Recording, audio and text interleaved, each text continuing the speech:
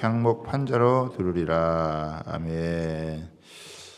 오늘은 사랑은 죽음처럼 강하고라고 하는 제목으로 우리 하나님 말씀을 나누도록 하겠습니다.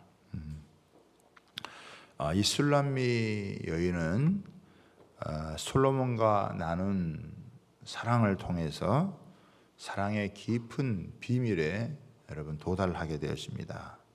사랑은 죽음처럼 강하기에 생명보다 소중하다는 것. 천하의 모든 만물보다 더 중요한 게 생명인데 그 생명보다 더 귀한 것이 사랑이다라고 하는 것을 깊이 이제 경험을 하게 되는데 우리가 하나씩 한번 살펴보도록 하겠습니다. 이 1절서부터 이제 쭉 내려가는 것은 이제 여인의 고백이에요. 이게 이제 읽다가 보면은 이게 여인의 고백인지 남자의 고백인지 이게 좀 헷갈리고 어려울 때가 있는데 누가 누구에게 고백하는 건지 이런 부분들을 우리가 좀 더 명확하게 하면서 한 번씩 보겠습니다.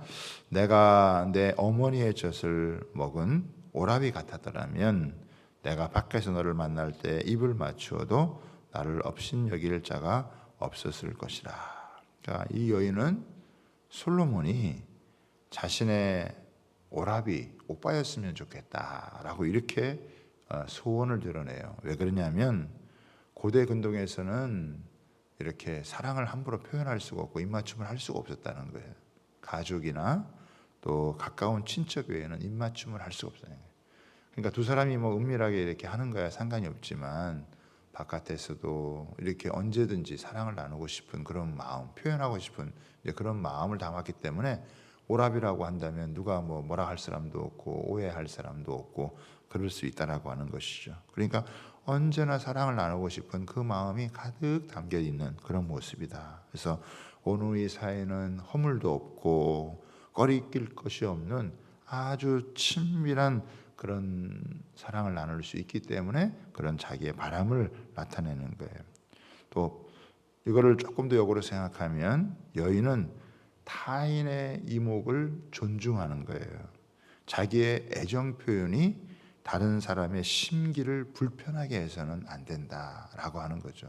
두 사람이 좋은 거야 좋은 거지만 그것이 다른 사람에게 너무 혐오감을 준다든지 너무 이렇게 어떤 불쾌감이나 거부감을 유발하는 것이라고 한다면 그런 것은 해서는 안 된다라고 하는 그런 마음이 기본적으로 이렇게 딱 깔려져 있는 거예요. 그렇죠? 젊은이들이 이렇게 사랑을 하지만 뭐 무제한적인 그런 사랑으로 그냥 다른 사람을 생각지도 않고 자기들 이렇게 원하는 대로 막 이런 건 결코 진정한 사랑이 아니다라고 하는 것을 이런 그 사랑에 대한 이런 부분도 기준을 갖고 있는 것을 우리가 볼 수가 있습니다. 2절에 보면은 내가 너를 이끌어 내 어머니 집에 들이고 내게서 교훈을 받았느니라. 나는 향기로운 술 곧 석류즙으로 내게 마시게 하겠고. 여인은 솔로몬과 사랑을 나누는 그 최고의 장소로서 어머니의 집을 선택한다는 거예요.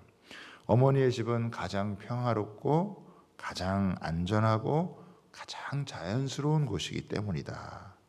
여인은 솔로몬을 그리로 데려가 가지고 향기로운 포도주와 자신의 석류즙을 마시게 여러분 할 것이라고 한다는 거예요. 자기가 태어날 때부터 지금까지 모든 것이 사랑의 도구로 삼으려고 하는 여인의 뜨거운 마음이 있고 내 인생 전체가 바로 당신을 사랑하기 위한 것이다 라고 하는 것을 여러분 보여주는 거예요. 그러니까 어머니의 집에 가는 자기의 태생부터 내가 존재하는 이유가 바로 당신의 사랑을 받고 내가 당신을 사랑하는 것이다 라고 하는 거기까지 이제 이르게 되는 것이죠.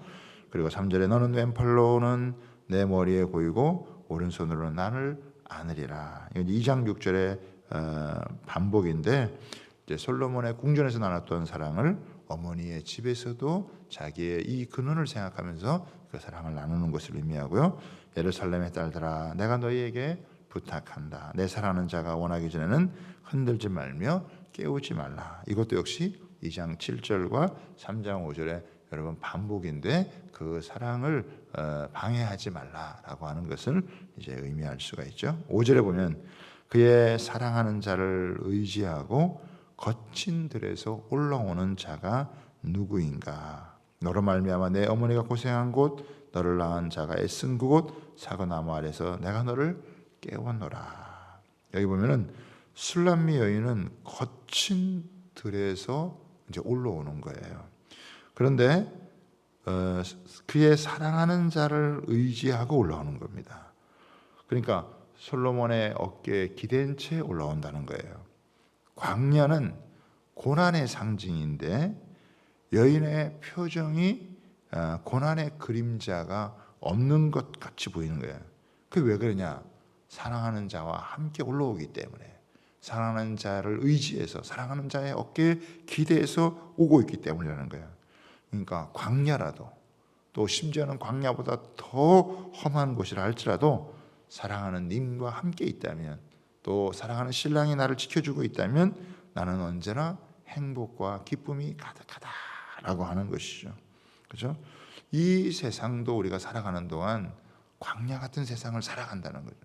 너무 험한 곳이 많고 위험이 도사리고 있는 그런 곳이지만, 그러나 주님이 우리와 함께 하시고 내가 주님을 의지하고 기대고 나아갈 수 있다면 우리는 여러분 기쁨과 즐거움을 가지고 행복을 가지고 나아갈 수 있다는 거예요.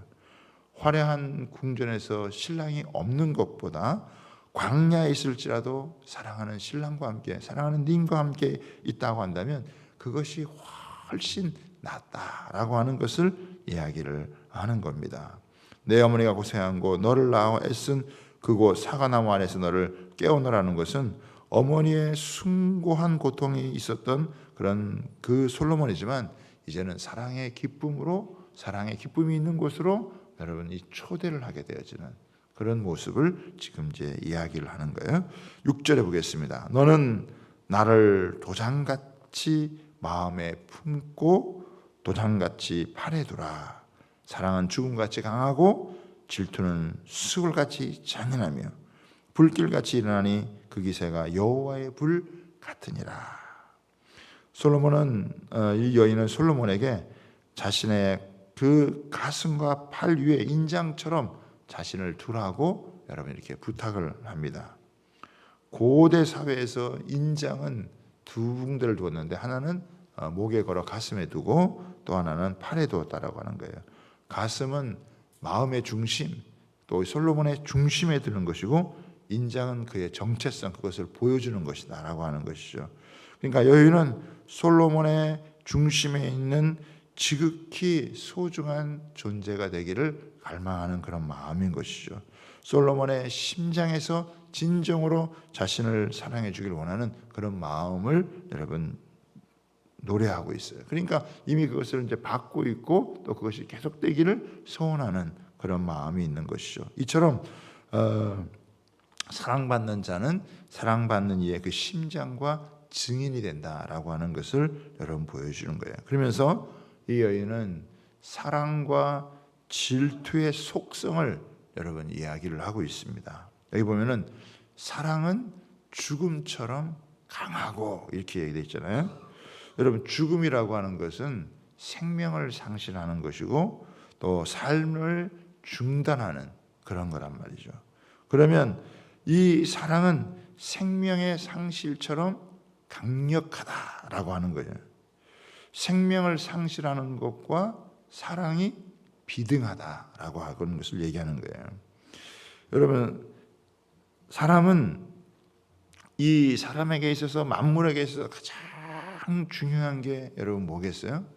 생명인데, 그러나 그 생명보다 더 소중한 게 뭐냐?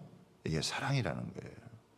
우리가 십자가를 생각을 해보면 여러분 십자가는 하나님께서 우리를 위해서 자기의 아들을 죽이시는 거잖아요. 예수님의 생명을 바치는 거잖아요. 그러니까 생명이 소중한데 그 생명에 사랑이 없으면 아무것도 아니라 이거예요. 그래서 그 생명이 소중한데 그 생명을 생명되게 하는 게 뭐냐? 바로 사랑이다. 그래서 하나님의 아들 예수님의 생명을 바쳐서 우리에게 그 자신의 생명을 주어서 우리로 하여금 우리를 구원하게 하시는, 그러니까 어떻게 보면 생명이 귀중한데 생명보다 그 생명을 생명되게 하고 그 생명보다 더 귀중한 게 그게 뭐냐? 사랑이다라고 할 수 있는 거죠. 그러니까 하나님의 사랑이 뭐냐? 예수님의 생명보다 크다는 거예요. 저와 여러분을 향한 하나님의 사랑은 예수님의 생명보다 크다. 그 예수님의 생명을 바쳐서라도 우리를 구원하시고자 하는 그 하나님의 사랑, 그렇죠?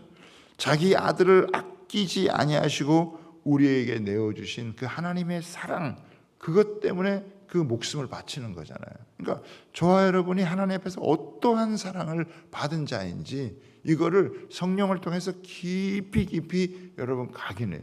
사람에게 가장 중요한 게 생명인데 그 생명을 바쳐서 나를 사랑하셨다라고 하는 것은 이거 하나만 우리가 붙들어도 우리는 이 땅 가운데서 여러분 우리는 모든 허무함과 또 모든 불안함과 두려움을 떨치고 나아간다는 거예요.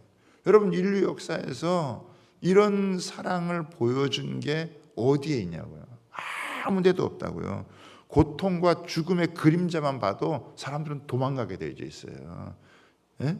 다 뛰쳐가게 되고 그걸 다 피하려고 한다고요. 누가 그 엄청난 어마무시한 고통과 그 여러분 죽음을 감수하면서 나를 구원하고 나를 살리려고 하겠어요. 예? 조금만 그런 게 보여도 사람들은 다 그걸 외면하게 돼 있고 도망가게 돼 있어요. 그런데 우리 주님은 그것을 맞서서 이미 가룟 유다가 팔 것을 알았잖아요. 이미 사람들이 자기를 죽이려고 하는 것도 알았잖아요. 그렇게 여러분 억울한 죽음일 수밖에 없잖아요. 그런데도 어떻게 해요? 그걸 다 아시고 몰라서 가는 게 아니에요.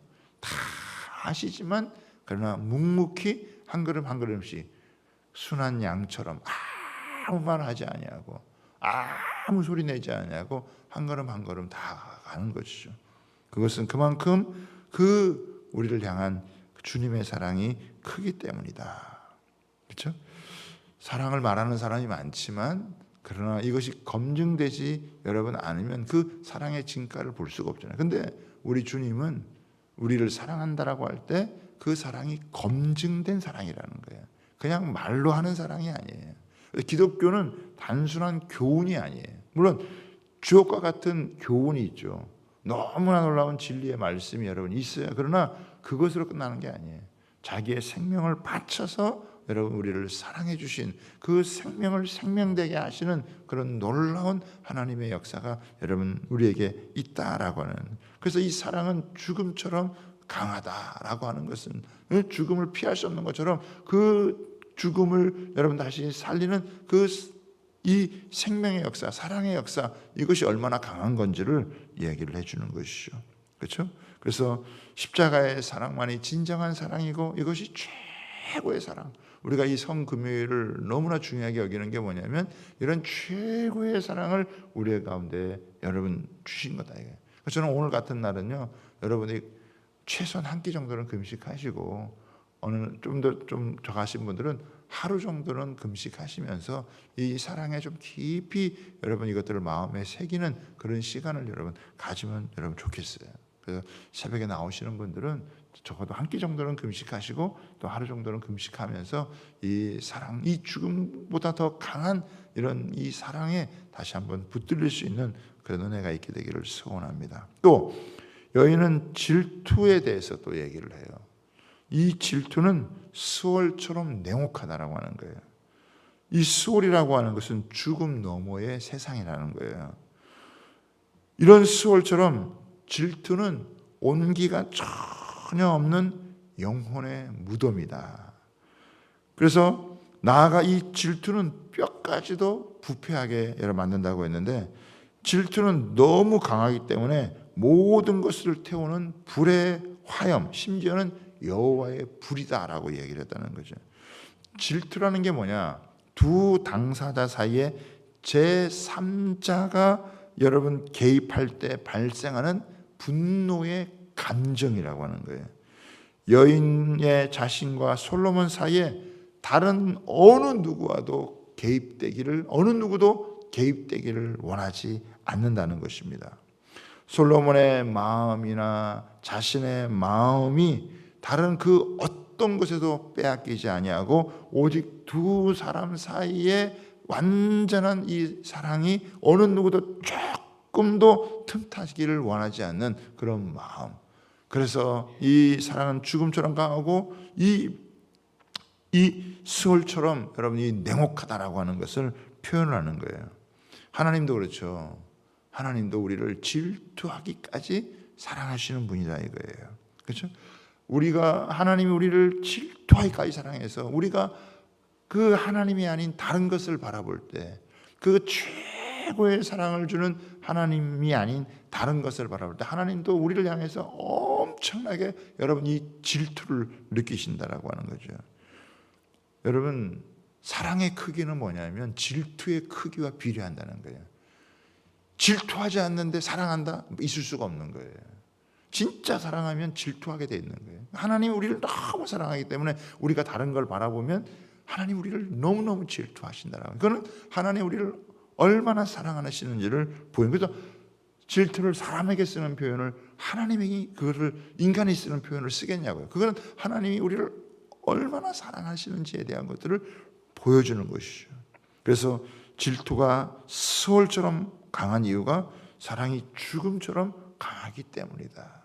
그래서 하나님 우리를 질투하기까지 여러분 사랑하시는, 그래서 어떤 것도 우리 사이, 하나님과 우리 사이에 개입되기를 원치 아니하고 순수하게 우리가 하나님만 바라보고 주님이 우리만을 사랑하시는 여러분 그런 사랑의 그런 깊이까지 들어가게 되어지는 그런 모습을 보는 것이죠. 7절에 보면 많은 물로 이 사랑을 끄지 못하겠고 홍수라도 삼키지 못하나니 사람이 그의 온 가산을 다 주고 사랑과 바꾸려 할지라도 오히려 멸시를 받느니라. 여호와의 강렬한 불처럼 사랑은 많은 물로도 끌 수가 없다. 흐르는 세월의 강물도 사랑을 삼키지는 못한다. 그 세상 무엇에 의해서도 진화되지 않고 또 익사하지 않는 사랑의 불로 영원토록 타오르는 것이 바로 그것이 사랑이다. 사랑은 자신의 재산을 다 주고도 살 수 없고 바꿀 수 없는 것이고 우리에게 모든 것은 결국 사랑을 위해서 존재한다. 마음도 목숨도 뜻도 힘도 다 사랑이 여러분 수단이라는 거예요. 그래서 이 사랑은 생명의 질서이고 인생의 가장 중요한 본질이다라고 하는 것을 여러분에게 이야기를 해주고 있는 거예요. 8절에 보겠습니다. 우리에게 있는 작은 누이는 아직 유방이었구나. 그가 청혼을 받는 날에는 우리가 그를 위하여 무엇을 할꼬. 이거는 합창단의 이제 노래인데 우리 7절까지는 이제 여인이 솔로몬을 향한 이제 고백이 되는 것이고 이제 이 8절과 9절에는 이 합창단의 이제 노래가 되어집니다. 이게 이제 오빠들이 등장을 하게 되어지는데 1장 6절에도 이 오라비들이 등장을 합니다. 근데 이때는 이 오라비들이 여인에게 화를 내고 과도한 노동을 시켜서 그 여인을 거슬리게 만드는, 검게 만드는 그런 장본인이었어요. 그런데 이 8장 8절에 있어서는 이 이제 오라비들은 여동생에 대한 아주 각별한 사랑을 표현하는 것을 이제 보게 됩니다. 아버지가 이제 등장하지 않고 이 오라비들만 등장하게 되는데 이 여동생에 대한 그 오라비들의 부성적인 책임감이 아마 느껴지는 것 같아요. 오빠들이 보기에는 아직 이 여동생은 아직 어리다 이거예요. 그렇죠? 그래서 아직 유방이 없고 그 청혼을 받는 날에는 우리가 그를 위해 무엇을 할까? 여기에 보면은 이 오빠들은 아직 이게 어린데 이렇게 결혼을 해서 이렇게 잘할 수 있을까라고 하는 그렇지만 이렇게 혼담이 오고 가는 이 상황에서 그녀를 위해서 무엇을 해주면은 좋겠는가? 이것을 여러분 고민을 하게 되어지는 거예요. 이것은 여동생에 대한 아주 각별한 그런 애정을 가지고 있다는 것을 증거해 주는 것입니다. 그러면서 9절에 그가 성벽이라면 우리는 은망대를 그 위에 세울 것이요 그가 문이라면 우리는 백향목 판자로 두드리라. 이 말은 뭐냐면 만약 여동생이 절개를 지키기 위해서 산다면 그녀의 절개를 더욱 아름답게 장식해 주기 위해서 은으로 벽을 쌓을 것이다. 이렇게 얘기를 하는 것이고, 만약 여동생이 문이라면 이 오라비들은 백향목 판자로 그 문을 둘러서 다른 남자들이 쉽게 접근하지 못하게 할 것이다. 그러니까 이 오빠들은 이 자기의 여동생이 절개를 강화하는 일, 그 혼사를 위해서 가장 중요한 게 절개를 지키는 건데, 그 절개를 지킬 수 있도록 그들이 자신들이 최선을 다해서 도울 것이다 라고 하는 그런 이야기를 하는 거예요. 그러니까 여러분 결혼을 할 때 제일 중요한 여러분 제1의 덕목이 바로 여러분 절개다라고 하는 것입니다. 그러니까 우리 신앙에 있어서도 제일 중요한 게 이 절개를 지키는 거잖아요. 그렇죠? 우리가 춘향전을 보면서 감동을 받는 건 뭐냐면 그 한 남자를 향한 절개를 지키는 거란 말이에요. 마찬가지로 우리도 이 땅 가운데서 우리를 유혹하는 수많은 요소들이 있지만 그럼에도 불구하고 우리를 향한 그 주님의 사랑 때문에 우리가 이 신앙의 절개를 지켜 나아가는 거, 그렇죠? 그러니까 이 모습은 지금 이제 솔로몬을 만나게 아마 이런 혼담이 오가는 이런 상황 가운데서 오빠들이 하는, 그러니까 이 과거의 것들을 생각하면서 하는 건데, 이거는 아직 참 내 여동생이, 우리들의 여동생이 아직은 미성숙하고 신체도 아직은 발달되지 않은 그런 모습인데 이렇게 이제 결혼을 하게 되어지고 그리고 이렇게 가게 되어지는 것은, 이거는 다른 걸 의미하는 게 아니라 전적인 왕의 선택과 왕의 사랑을 드러내는 이 겸손함을 여러분 얘기를 하는 거예요. 그러니까 이 오빠들이 보기에도 이 자기 여동생 술람미 여인은 아직 미숙하고 미성숙하고 아직 어린 것 같고 부족한 것 같은데, 그런데 이 솔로몬은 그런 모든 걸 제거하고 그를 선택했고 그에게 자신의 모든 사랑을 주었고 그 천이나 되는 여성하고 비교할 수 없는 여러분 사랑을 주었다라고 하는 거예요. 그만큼 왕의 사랑이 여러분 강조가 되는 그런 모습이죠. 마찬가지예요. 우리가 사랑을 받을 만해서 받는 게 아니라 이거예요. 우리가 이렇게 막 성숙해서 주님과 그런 깊은 사랑을 나눌 만해서 하는 게 아니라, 정신적으로도 영적으로도 미숙하고 연약하지만 그러나 하나님께서 그 아들 예수님을 우리의 신랑 삼아주시고 또 우리가 그의 신부 되어져서 우리를 그만큼까지 영적으로 끌어올려주는 그런 자리로까지 가게 되어지는, 그러니까 이런 사랑이 이 세상, 이 여인에게 있어서 이런 사랑이 세상 어디에 있겠냐는 거예요. 자기에게 오신 가장 큰 행운이고 가장 큰 영광이고 자신의 운명을 통째로 바꾸는 것이고, 그래서 인생의 아주 깊은 그런 이 인생의 의미를 여러분 깨닫게 되어지는 거예요. 그렇죠? 그런데 이런 솔로몬의 사랑보다 더 강력한 사랑이 우리 주님께서 나를 향한, 우리를 향한 그런 사랑이다. 교회는 지금까지 그걸 붙들어 온 거예요.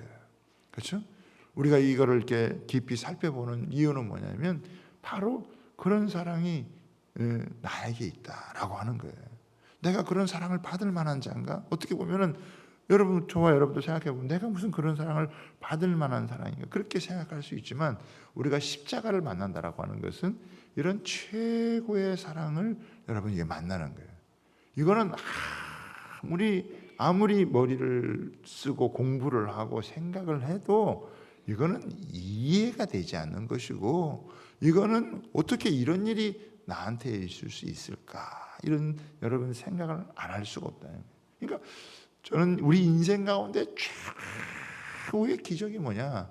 내가 어떻게 예수를 믿게 됐을까? 내가 어떻게 예수님을 믿는 사람이 됐을까?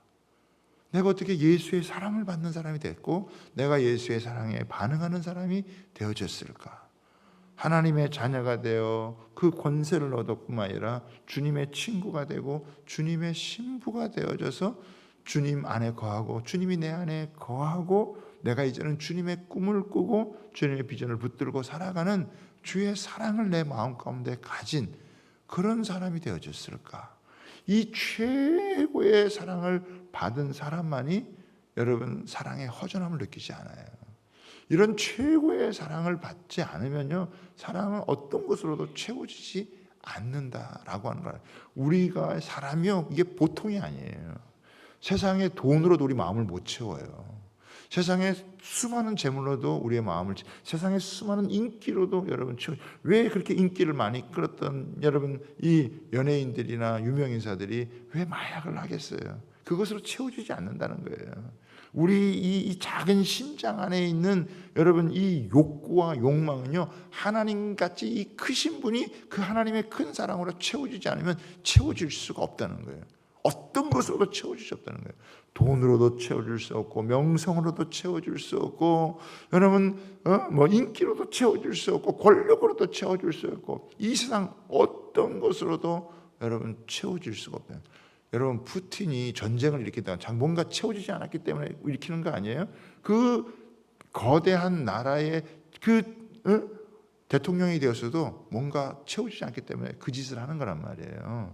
그런데 우리 마음 가운데 하나님의 사랑이 채워지지 않으면 인간은 여러분 헛된 짓을 하게 되어져 있어요. 그런데 우리가 아무것도 안 해도 감사한 것은 이 어마어마한 하나님의 사랑이 우리 가운데 채워질 때 우리에게는 만족이 있고, 우리에게는 참된 여러분 이 기쁨이 있고, 우리에게는 우리 인생을 향한 하나님의 그 거룩한 뜻 안에서 우리는 비전을 찾고 꿈을 찾고 우리는 이 땅 가운데서 흔들림 없이 살아가게 되어지는 거예요. 그리고 이제 마지막 이제 10절과 14절의 이 부분이 이제 여인의 고백인데, 이게 이제 사랑의 완성이에요. 네? 최고의 이런 사랑을 받은 여인은 이제 완성인데, 요거를 제가 짧게 마무리하기에는 너무 아까운 부분이 있어가지고 요거는 제가 주일날 한 번 더 나누도록 여러분 하겠습니다. 오늘 이 말씀을 보면서 사랑은 죽음처럼 강하다는 걸 다시 한번 여러분 붙드시면 좋겠어요. 사람에게 제일 중요한 게 생명인데, 그 생명을 들여서 그 생명을 바쳐서 우리에게 사랑을 이루어 주시는 그 사랑이 얼마나 강하면 그 자기의 이 죽음을 통해서 우리에게 그 사랑을 주시고 그 생명이 생명답도록 여러분 살아가게 하는 그 하나님의 사랑, 그 하나님의 사랑이 우리 가운데 채워지지 않으면 우리는 생명이 있어도 생명답게 살아갈 수가 없는 거예요. 그러나 그 하나님의 사랑이 채워지면 그 생명이 진정한 생명답게 살아갈 수 있는, 어쩌면 예수님의 생명보다 귀한 것이 너를 향한 나의 사랑이다 라고 하는 것을 주님께서 저와 여러분에게 고백하는지 몰라요. 나는 정말 그런 존재가 아니라고 생각하는데, 나는 정말 그런 정도의 사람이 아니라고 생각할지 모르는데, 하나님은 그게 아니에요. 내가 나도 소중하게 생각하지 않을 수 있는데요, 그러나 주님은 우리를 그렇게 그 아들의 생명을 바쳐서라도 나를 사랑하고 또 나를 소중히 여기시는 그 사랑, 그것을 내가 믿고 그것을 내가 받아들일 때 내 영혼의 혁명이 일어나는 거예요. 이 진짜 사랑을, 이 죽음같이 강한 사랑을, 수월같이 강한 이 하나님의 질투를 여러분 느껴볼 수 있는 그런 시간이 되기를 여러분 바라고요. 그걸 놓고 하나님 앞에 간절히 기도해서 내 안에 하나님의 사랑이 가득 채워지는 이런 은혜를 이번 우리